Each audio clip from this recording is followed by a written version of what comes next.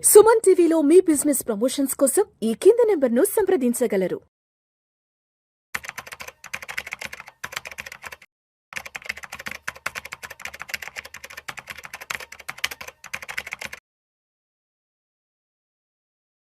నమస్తే హర్ష. నమస్తే sir. Welcome to Vishnu talks. Thank you. So Harsha, recent టైమ్స్లో సెంట్రల్ బ్యాంక్స్ బంగారాన్ని విపరీతంగా కొని బంగారు నిల్వల్ని దాచిపెట్టుకుంటున్నాయి. మొన్నటి వరకు మనం చైనా గురించి మాట్లాడుకున్నాం. చైనా విపరీతంగా బంగారాన్ని కొని గోల్డ్ రిజర్వ్ని పెట్టుకుంటుందంటూ కూడా. సో వరల్డ్ గోల్డ్ కౌన్సిల్ ఏం చెప్పిందంటే ఈ సంవత్సరం జనవరి నుంచి మొన్న సెప్టెంబర్ అక్టోబర్ వరకు దాదాపు అన్ని సెంట్రల్ బ్యాంక్స్ కలిపి 200 టన్నుల బంగారాన్ని కొనిపెట్టుకున్నాయంట. సో వాటిలో అత్యధికంగా నేషనల్ బ్యాంక్ ఆఫ్ పోలాండ్ 67 టన్నుల బంగారాన్ని కొని సొంతం చేసుకుందంట. అదేవిధంగా నేషనల్ బ్యాంక్ ఆఫ్ కజకిస్తాన్ 40 టన్నుల బంగారాన్ని కొని భద్రపరుచుకున్నారంట. And Azerbaijan State Oil Fund of Azerbaijan 38 టన్నుల బంగారాన్ని కొనుక్కున్నాయి. ఇవే కాక ఇంకా కూడా Bank of Brazil, Bank of Kazakhstan, Bank of Guatemala ఇవన్నీ కూడా పెద్ద ఎత్తున కొనిపెట్టుకున్నాయి. సో మొత్తంగా ఈ ఒక్క సంవత్సరం ఒక 10 to 11 monthsకి సంబంధించి 200 టన్నుల బంగారాన్ని కొనిపెట్టుకున్నాయంటూ కూడా వరల్డ్ గోల్డ్ కౌన్సిల్ ఒక రిపోర్ట్ కూడా ఇవ్వడం జరిగింది. ఎందుకు ఈ ప్రపంచ దేశాలకు సంబంధించినటువంటి సెంట్రల్ బ్యాంక్స్ ఇంత పెద్ద ఎత్తున బంగారాన్ని కొని నిల్వ చేసుకుంటున్నాయి? కారణం ఏంటి అసలు? సో ఫస్ట్ మనం అసలు గోల్డ్ని అర్థం చేసుకోవాలంటే హిస్టరీలో మనకి రాజుల కాలంలో ఉన్నప్పుడు అంతా గోల్డ్ కాయిన్స్తోనే మనం ట్రాన్సాక్షన్ చేసేవాళ్ళం. ఏదైనా కొనాలి అమ్మాలి అంటే ప్రతి ఒక్కరు వాళ్ళ దగ్గర గోల్డ్ కాయిన్స్ పెట్టుకోవాలి, బంగారు నాణ్యాలు ఇచ్చి వస్తువులు తెచ్చుకోవాలి. ఆ తర్వాత కొద్ది రోజుల తర్వాత సిల్వర్ కాయిన్స్ వచ్చాయి. తుగ్లక్ పాలనలో కాపర్ కాయిన్స్, ఇలా రకరకాల మంది ఇలాంటి కాయిన్స్ యూజ్ చేసేవాళ్ళు. కాకపోతే గోల్డ్ అనేది మంచి స్టాండర్డ్ కాయిన్గా యూజ్ చేసేవాళ్ళు. ఇప్పుడు రెండో ప్రపంచ యుద్ధం జరిగిన తర్వాత ప్రపంచ దేశాలు అన్ని కూర్చొని బ్రెటన్ వుడ్స్ అగ్రిమెంట్ అని ఒక అగ్రిమెంట్ చేసుకున్నారు. ఆ అగ్రిమెంట్లు చాలా ఉన్నాయి. దాంట్లో ఒక్క విషయం ఏంటంటే ఒక దేశం ఇంకో దేశంతో లావాదేవీలు ఉంటాయి కదా, ఎక్స్పోర్ట్స్ ఇంపోర్ట్స్ ఉంటాయి. మనం చైనా దగ్గర నుంచి కొన్ని ఇంపోర్ట్స్ చేసుకుంటాం, కొన్ని ఎక్స్పోర్ట్ చేసుకుంటాం. అమెరికాకి ఇంకేవో ఎక్స్పోర్ట్స్ చేస్తాం. అలా ఇంపోర్ట్స్ ఎక్స్పోర్ట్స్ చేసినప్పుడు నేను ఏ కరెన్సీలో కొనాలి? ఇప్పుడు నేను చైనా దగ్గర కొంటున్నాను, వాళ్ళకి నా రూపీస్ ఇస్తే వాళ్ళకి అవసరం ఉంది నా రూపీస్తో, మన మొహం మీద కొడతారు, రైట్? సో అప్పుడు నేను చైనా డబ్బులతోనే కొనాలా? మరి అప్పుడు ఓకే, చైనా వాళ్ళు చైనా డబ్బులతో కొంటే మరి శ్రీలంక వాళ్ళతో రేపు ఏదన్నా చేస్తే శ్రీలంక వాళ్ళతో ఏ కరెన్సీతో చేయాలి? ఈ ప్రాబ్లమ్స్ అన్నీ వస్తాయి కనుక ప్రపంచ దేశాలు అన్నీ కలిసి మనం గ్రో అవ్వాలంటే అప్పుడు మనకి ఇలా కాకుండా ఒక సింగిల్ కరెన్సీలోనే మనం అందరం ట్రాన్సాక్షన్ చేసుకోవడం బెటర్ అన్న దానికి వచ్చి అప్పుడు ఎవరి కరెన్సీ అని అంటే అప్పుడు రెండో ప్రపంచ యుద్ధం తర్వాత అమెరికా కొంచెం స్ట్రాంగ్ అవుతున్న టైంలో అమెరికా వాళ్ళు ఇప్పటి నుంచి మా డాలర్ని వాడుకోండి అందరూ, మేము డాలర్లు మీకు ఎంత కావాలంటే అంత ఇస్తాం, అన్ని దేశాలు US డాలర్స్లోనే ట్రాన్సాక్ట్ చేసుకోండి, రైట్? సో ఈరోజు చైనా నుంచి ఏదైనా కొన్నా డాలర్స్లో సెటిల్ చేస్తాం.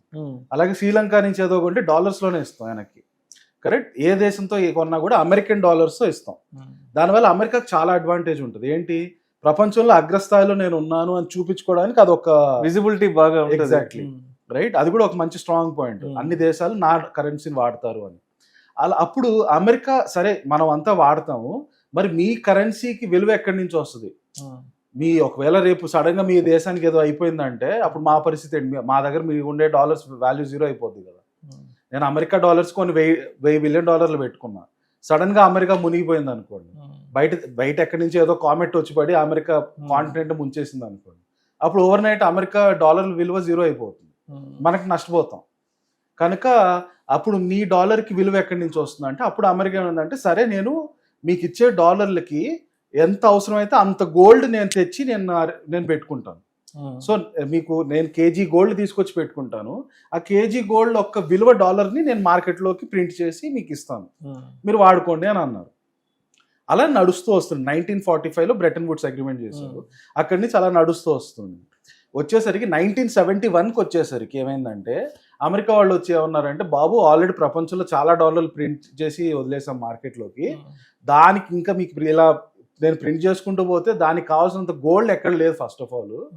సో నేను అంత గోల్డ్ ఎక్కడ తీసుకురాలేను, కనుక ఈరోజు నుంచి గోల్డ్ లింకింగ్ లేదు డాలర్స్కి అని అనౌన్స్ చేశారు.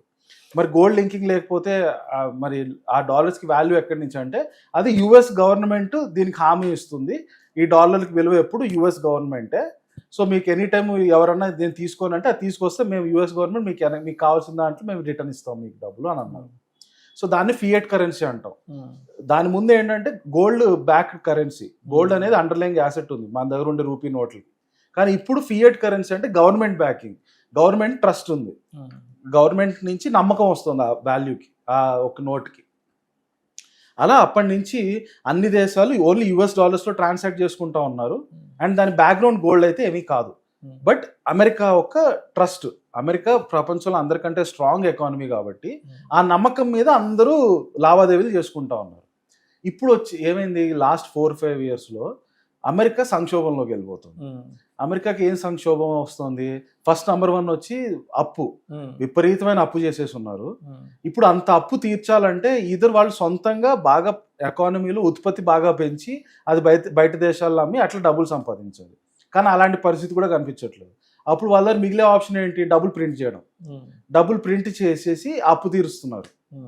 కానీ దీనివల్ల ఏమవుతుందంటే ఎప్పుడైనా సరే ఎనీ సెంట్రల్ బ్యాంకు డబ్బులు కనుక ప్రింట్ చేయడం మొదలు పెట్టారు అనుకోండి, ఆ కరెన్సీ యొక్క వాల్యూ పడిపోతుంది. ఎందుకంటే మార్కెట్లో మీరు కొనడానికి ఉండే గూడ్స్ లిమిటెడ్.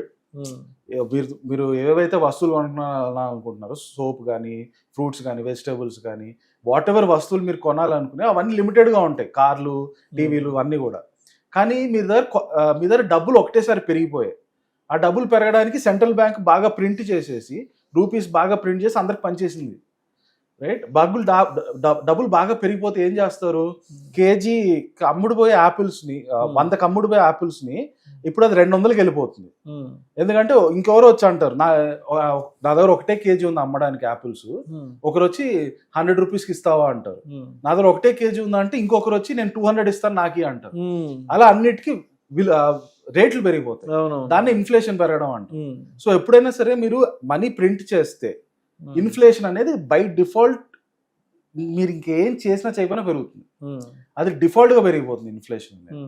ఇన్ఫ్లేషన్ అనేది పెరిగితే మీ రూపీకి మీ జేబులో ఉండే 100 రూపాయల ఒక్క విలువ పడిపోయినట్టే. ఎందుకంటే ఇంతకుముందు 100 రూపాయలు పెడితే నాకు కేజీ యాపిల్స్ వచ్చేది, కానీ ఇప్పుడు 100 పెడితే నాకు ½ కేజీ వస్తుంది. యాపిల్స్ ధర 200 పెరిగింది కాబట్టి.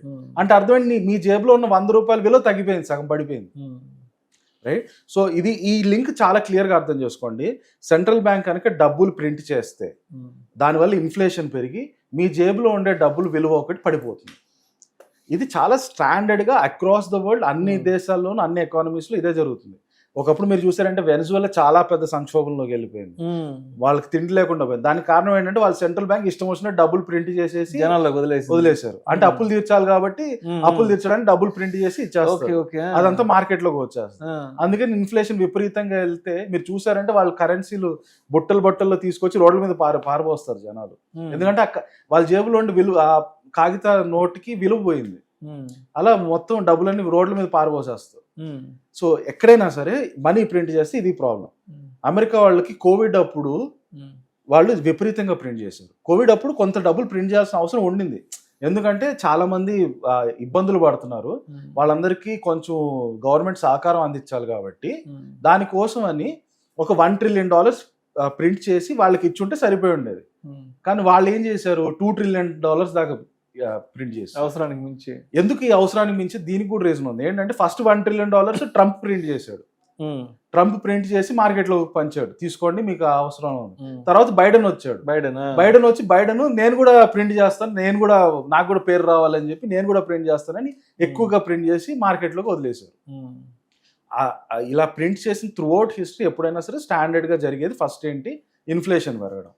అమెరికాలో అంత బాగా ఇన్ఫ్లేషన్ పెరిగిపోయింది. ఇన్ఫ్లేషన్ పెరిగితే ఏమవుతుంది, మీ దగ్గర ఉండే మీ కరెన్సీ యొక్క విలువ పడిపోతుంది, అమెరికన్ డాలర్ విలువ పడిపోతుంది. ఇప్పుడు చెప్పండి, ప్రపంచ దేశాలు అన్నిటి దగ్గర ఇంతకుముందు మనం డిస్కస్ చేసాం కదా, అందరి దగ్గర డాలర్స్ ఉన్నాయి. వాళ్ళ లావాదేవీల కోసం వాళ్ళందరూ డాలర్స్ తెచ్చుకుని పెట్టుకొని ఉన్నారు. డాలర్ విలువ పడిపోతుంది. ఎందుకు, అమెరికా ఇష్టం వచ్చినట్టు డాలర్స్ ప్రింట్ చేసి ఇన్ఫ్లేషన్ పెంచేసి వాళ్ళ డాలర్ యొక్క విలువ పడిపోతుంది. అప్పుడు ఈ దేశాలన్నీ ఏం చేస్తాయి, వాళ్ళ దగ్గర ఉండే డాలర్స్ అని అట్లే ఉంటే దాని విలువ రోజు రోజుకి పడిపోతుంది. మన దగ్గర గవర్నమెంట్ ఆర్బీఐ దగ్గర $600 బిలియన్ యుఎస్ డాలర్స్ ఉంది, కానీ అమెరికా వాళ్ళు ఇష్టం వచ్చినట్టు ఇన్ఫ్లేషన్లో వచ్చేసి వాళ్ళు డాలర్ పడిపోతుంటే అప్పుడు ఏమవుతుంది, ఈ డాలర్స్ ఒక వాల్యూ పడిపోతుంది. రైట్. అందుకని ఏం చేస్తారు, లాస్ట్ 2-3 yearsలో ఏం చేస్తున్నారంటే వీళ్ళందరూ ఈ డాలర్స్ని గోల్డ్ కొనడం మొదలుపెట్టారు. ఎందుకంటే గోల్డ్ విలువ వీటికి సంబంధించింది కాదు. అమెరికా వాళ్ళు ఎక్కువ డబ్బులు ప్రింట్ చేసినా తక్కువ చేసినా గోల్డ్ విలువ అయితే గోల్డ్కి ఇంకా ఉంటుంది కనుక ఈ సెంట్రల్ బ్యాంక్స్, మీరు ఇందాక చెప్పిన సెంట్రల్ బ్యాంక్స్ అన్ని కూడా వాళ్ళ దగ్గర ఉండే డాలర్స్ అన్నిటిని గోల్డ్లోకి షిఫ్ట్ చేయడం మొదలు పెట్టారు. సో మరి ఇండియా పరిస్థితి ఎలా ఉంది? అండ్ దీపావళికి ముందు వరకు కూడా విపరీతమైన ర్యాలీ చూసాం. దీపావళి తర్వాత ఆల్మోస్ట్ గోల్డ్ ఒక 10 to 12% డ్రాప్ అయింది. వెండి విషయానికి వస్తే ఒక 15 to 18% డ్రాప్ అయింది. సో ఇంకా అంటే ఇక్కడి నుంచి what next with gold and silver prices అసలు? సో గోల్డ్ సిల్వర్లో కూడా ఎప్పుడు మీకు ర్యాపిడ్ అప్స్ అండ్ డౌన్స్ ఉండవు, ఎస్పెషలీ విత్ గోల్డ్. సిల్వర్లో కొంత ఉంటుంది, బట్ గోల్డ్ అయితే అస్సలు ర్యాపిడ్ అప్ అండ్ డౌన్స్ ఉండదు. అలాంటిది లాస్ట్ 2 yearsలో ర్యాపిడ్ అప్ ఉండింది. ర్యాపిడ్ గా పెరగడానికి ఒకటి వచ్చి ఇప్పుడు మనం డిస్కస్ చేసిన రీజన్, సెంట్రల్ బ్యాంక్స్ వాళ్ళ దగ్గర ఉండే డాలర్స్ తగ్గించుకొని అంతా గోల్డ్లోకి వెళ్ళాలని అనుకుంటున్నాం, రైట్? ఈ ప్రాసెస్లో వీళ్ళందరూ చాలా విపరీతంగా లాస్ట్ 2 yearsలో ఎస్పెషల్లీ మీరు చూసారంటే చైనా అందరికంటే ఎక్కువ కొనింది గోల్డ్. వీళ్ళందరూ ఇంత విపరీతంగా కొనడం వల్ల గోల్డ్ అంత ఫాస్ట్గా పెరిగింది. అంత ఫాస్ట్గా పెరిగినప్పుడు కొంత కరెక్షన్ అవడం అనేది చాలా న్యాచురల్గా జరిగేది. ఎప్పుడైనా సరే గ్రాఫ్ మీకు అప్ అయ్యి బాగా అప్ అయ్యి కొంచెం డౌన్ అయ్యి ఆ తర్వాత మళ్ళీ నెక్స్ట్ లెగ్ అప్ వెళ్తుంది, డైరెక్ట్గా పెరుగుతూ ఒకటే యాంగిల్లో వెళ్తూ ఉండదు. సో దాంట్లో ఒక చిన్న కరెక్షన్ ఫేజ్ రీసెంట్గా జరిగింది పోస్ట్ దివాళీ.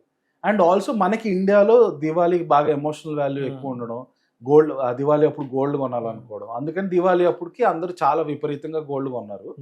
దివాళీ ఎప్పుడైతే అయిపోయిందో నెక్స్ట్ డేకి ఆ డిమాండ్ ఒక్కసారిగా మాయమైపోయింది కనుక ప్రైజెస్ కొంచెం తగ్గడం మొదలుపెట్టింది. But around $4,000 gold international market price per ounce $4,000 is a very strong support అండి. ఒకప్పుడు ఆల్మోస్ట్ $2,000 దగ్గర ఉండేది, లాస్ట్ 2 yearsలోనే మొత్తం డబుల్ అయిపోయింది. బట్ ఇప్పుడు కొత్తగా $4,000 బేస్ అయిపోయింది. $4,000 నుంచి నెక్స్ట్ $5,000 1 yearలో వెళ్ళడానికే ఛాన్సెస్ ఎక్కువ ఉన్నాయి గోల్డ్కి. At the same time silver మీరు చూస్తే సిల్వర్ కొంచెం ఇండస్ట్రియల్ యూజ్ ఎక్కువ ఉండడం వల్ల దానికి కొంచెం డిమాండ్ పెరుగుతోంది. సో సిల్వర్ గోల్డ్ ఈ రెండు కూడా పెరగడానికి స్కోప్ ఉంది. ఇంకొకటి ఏంటంటే ప్రపంచంలో ఎక్కడైనా సరే సంక్షోభం వస్తే అప్పుడు అందరూ వాళ్ళ దగ్గర ఉండే డబ్బులు గోల్డ్ సిల్వర్లోకి తీసుకొచ్చేస్తారు. సో యుఎస్ సంక్షోభంలోకి వెళ్తుంది అనేది మనకు చాలా క్లియర్గా కనిపిస్తుంది. సో నెక్స్ట్ 1 yearలో ఎనీ టైం యుఎస్లో స్టాక్ మార్కెట్లో ఏ బబుల్ వచ్చి క్రాష్ అవ్వడం, లేదా యుఎస్ డెట్ ప్రాబ్లం వల్ల ఎకానమీ రిసెషన్లోకి వెళ్ళడం, ఇలాంటి న్యూస్ ఏదన్నా బయటకు వస్తే ఇమ్మీడియట్గా మీరు గోల్డ్ సిల్వర్ ప్రైజెస్ పెరగడం చూస్తారు. At the same time US bonds, మన ఇండియన్ బాండ్స్ కూడా పెరుగుతాయి. బట్ ప్రస్తుతం మెటల్స్ గురించి మాట్లాడుకుంటున్నాం కాబట్టి గోల్డ్ అండ్ సిల్వర్ డెఫినెట్గా యుఎస్లో ఎటువంటి క్రైసిస్ వచ్చినా ఈ ప్రైజెస్ మాత్రం ర్యాలీ అవ్వడానికి 100% scope. Thank you so much Harsha. Thank you.